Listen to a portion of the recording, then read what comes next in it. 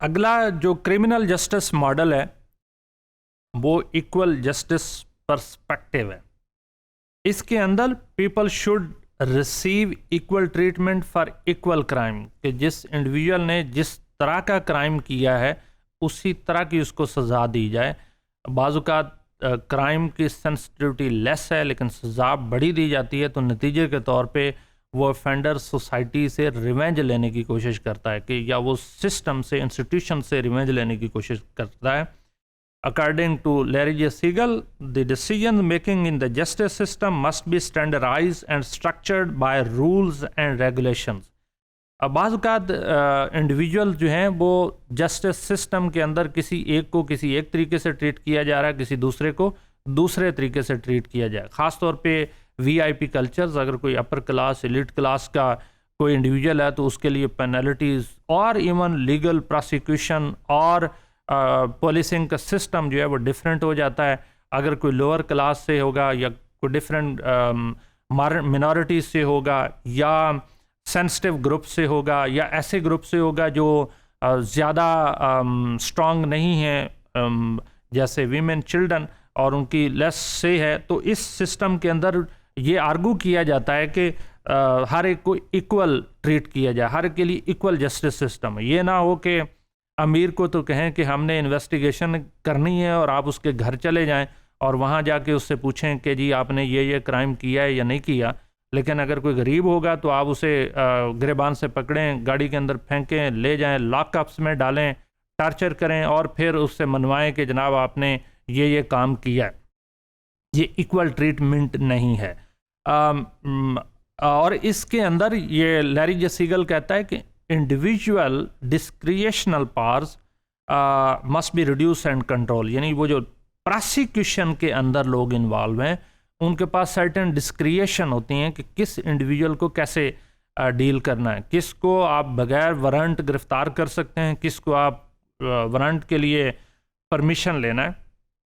तो ये डिस्क्रिशंस है इंडिविजुअल के ऊपर। हो सकता है बहुत हाई प्रोफाइल क्रिमिनल जो है वो सिर्फ वारंट की वजह से ना गिरफ्तार किया जा सकता हो, और कोई एक ऐसा इंडिविजुअल जो बगैर जो लेस इक्वल है या कोई छोटा है तो आप उसको जैसे मर्जी वारंट लें या ना लें, उसको आप सड्यूस करना शुरू कर दें या उसे एक्यूज शुरू कर दें और उससे कन्फेशंस करवाने की कोशिश करें।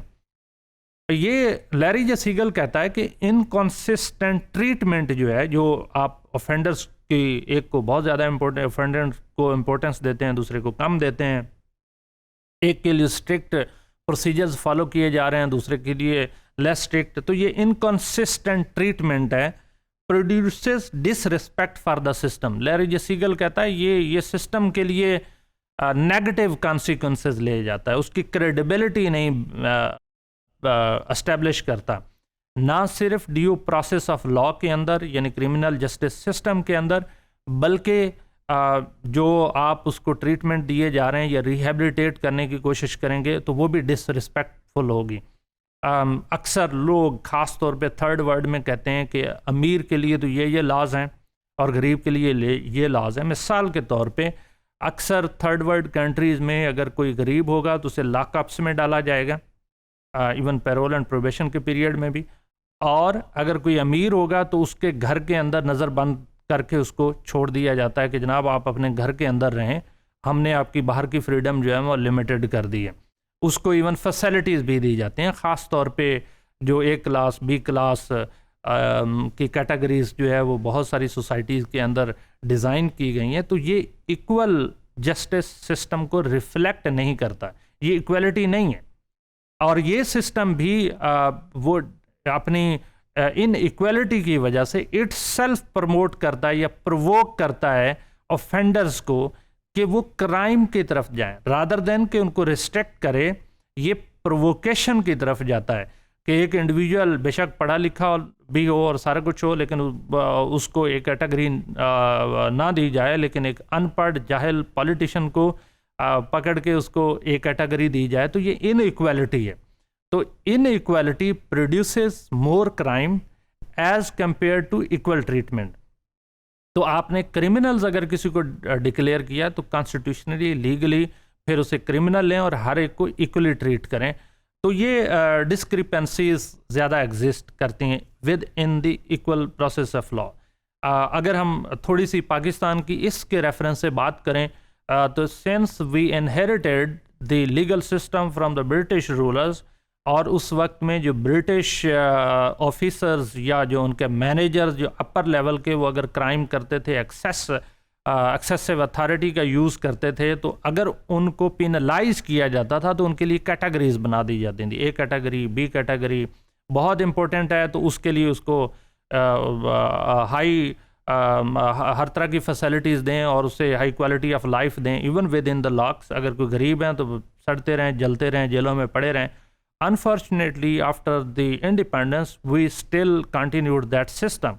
तो इसका मतलब ये है कि ये unequal justice system is producing criminal tendencies. Crime patterns are increasing in order to take revenge. The offense जो है वो, और लोग उसके बारे में सेंसिटाइज नहीं होते कि ये प्रोसेस ऑफ लॉ से गुजर रहे हैं या दूसरे के भी राइट्स यानी विक्टिम के भी राइट्स हैं। वो ये कहते हैं कि नहीं, या हमें तो जस्टिस सिस्टम के अंदर ये बहुत बड़े लॉक्स हैं। यानी इसका मतलब जो अक्सर कहा जाता है कि कानून मकड़े की जाली की तरह है, जो अमीरों के लिए तो जब वो चाहें ब्रेक कर लें, लेकिन गरीबों के लिए वो हमेशा बहुत बड़ा मकड़ी का जाला है जो उसको पकड़ के रखता है। वो नेट है, उसके अंदर लोग कैद रहते हैं।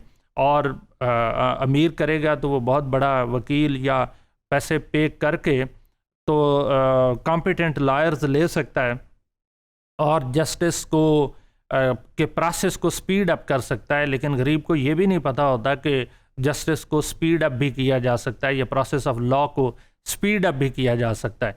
तो ये जो इनइक्वालिटी है, इस इनइक्वालिटी की वजह से भी क्राइम बढ़ते हैं। लेकिन इक्वल जस्टिस पर्सपेक्टिव ये आर्गू करता है कि आप हर एक इंडिविजुअल को इंडिविजुअल कंसीडर करें और हर एक को इक्वल चांसेस दें कि वो बिफोर कोर्ट ऑफ लॉ ना सिर्फ अपने आप को डिफेंड कर सकें बल्कि अपने एक्ट को डिफेंड कर सकते हैं। और क्रिमिनल्स के भी उतने ही राइट्स हैं जितने के एक दूसरे इंडिविजुअल्स के या विक्टिम के राइट्स हैं।